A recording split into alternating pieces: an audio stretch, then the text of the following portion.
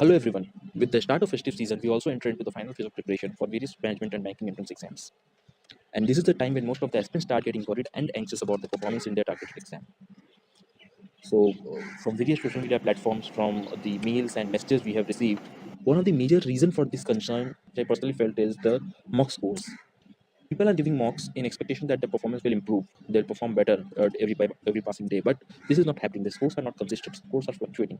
If one of the mocks they are getting 80s, in another mock they are getting 70, then another next mock they get above 85. So the scores are not constant, scores are fluctuating, and that is one of the major concerns. So this short session, this will discuss on the major reasons. There are basically 3 4 reasons which I'll be discussing, and it will be a very short session, so please bear with me for some time. I'm pretty much sure that you will take something useful, something fruitful from this session. So let's start. The first point, and very this is a very generic point, everyone knows about this, that the level of mocks is every day, every time is higher than that of the actual exam.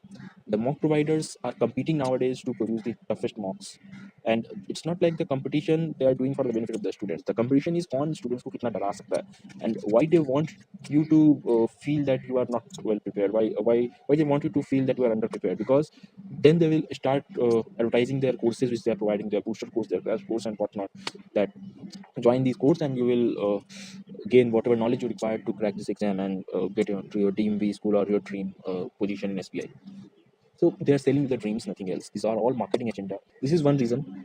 Difficulty level is obviously on the higher side and it fluctuates. That's why your score is fluctuating. But this is not the sole reason. This is one thing we can say, that mock stuff थे, इसीलिए मेरे marks अच्छे नहीं हैं. Questions were difficult. This is one reason. Second very important reason is what you should take from mock. Why you should give mock. First you have to understand this to go to the next reason. See, mocks are like test cricket. Like in test cricket, a test player knows which ball to leave and which ball to play. Right. Same is in the case of mocks and your actual exam. That's 3 hour duration. That is like a test match. You should know which questions to attempt and which questions to escape. And very important true terminology I use here is patience and stamina, which will define our our strength and our strategy and our knowledge of attempting and leaving a question, our question selection. That is very important in any entrance exam. And that is what we learn from mocks, we should take from mocks. Mocks is not for taking your knowledge of concept. For taking your concept, for taking your knowledge, you have sectional tests, you have topic tests, you go and prepare from there. Sectionals will be the best thing to check your knowledge and concepts. Mocks will be to check, to make yourself comfortable with the environment. Right? Okay, so we are talking about patience and stamina. What is patience? What is the definition? How do we define patience in terms of exams? Say, in a row you got 5 6 difficult questions. After some of them, what will you do? After leaving a couple of questions, you will attempt the third question with the feeling like, no, this question I have to attempt. You make it a T20 match. No, I have missed 2 balls, now this ball I need to smash it. You make it out, you know that you make it out, this is not the correct ball, but still you will smash it. What will you do? If you are lucky enough, you will end up getting 3 marks. If you are not, you will end up losing your valuable time and further lower your confidence, because some questions you skipped, some question you attempted but couldn't solve. So that feeling is very bad. When you attempted something and you couldn't solve, that feeling is not good. You skipped, it's okay. So this is the patience. They here we use the terminology of patience. Patience is like in test cricket, a player leaves one over, a maiden over, and after that seventh ball, that is again not playable. He leaves that ball. Eighth ball is a bit easy, or what I say, not up to the mark. So he'll smash it to 4. He'll get that boundary.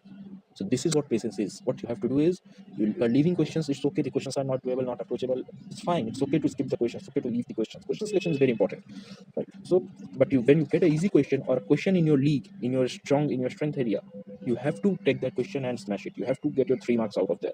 So you have to understand here that you are not here to attempt 100% question or to score 100% marks. You are here to attempt 60% questions with 100% accuracy, and that will fetch you 99 percentile and your dream seat in B school or SBI or IBPS or anywhere you want. So that is the target, that is the agenda. If you see, currently the IVPS prelim scores are released.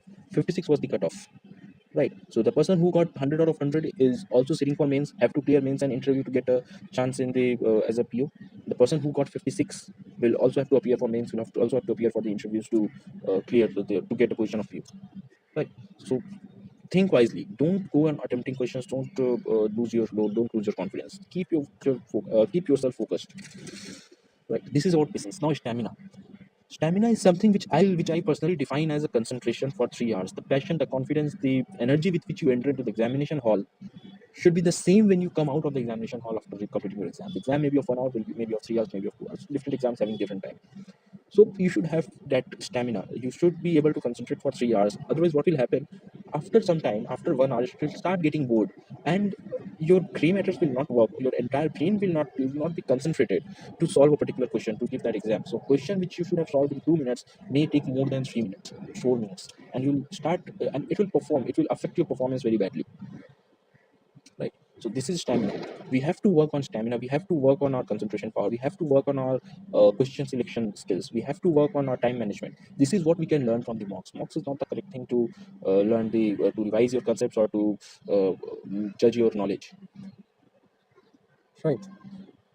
And as this is the last time, this we have last for MBA entrance exam. I guess it's 2-3 weeks left. For banking, it's just a couple of weeks left. So this is the time when your slot times has been released. Right. So try taking the mocks in your slot timings. Make your biological cycle according to your slot timings. If your exam is in the morning shift, because generally students wake up late, they study late and wake up late in the morning. But when your exam is at 10 a.m., you cannot afford to wake up at 8. You have to wake up early in the morning. You have to get ready. You have to have a light breakfast and then go to the research center well before time.